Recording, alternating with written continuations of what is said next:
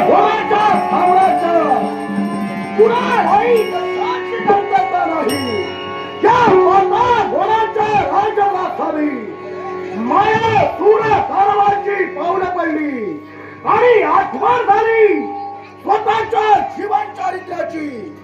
ज्या दारापुरात माझा जन्म झाला त्याच दारापुराच्या भूतकाळाचा जर का विचार केला असेल तर एक ध्यान प्रसंग मैत्रा समारोह में राहतात वाताला दिसताय रक्ताचा भार आणि मांसाचा चिखल आणि चांडाळ निर्दयतेनं माझ्या पूर्वजांचा सेवन करताना मला माझ्या नेत्रासमोर दिसतं कश्यप निर्मित या सृष्टी महानच्या कश्यपांचा तुझा रंग करण्यासाठी देव दानवांनी जन्म घेतला.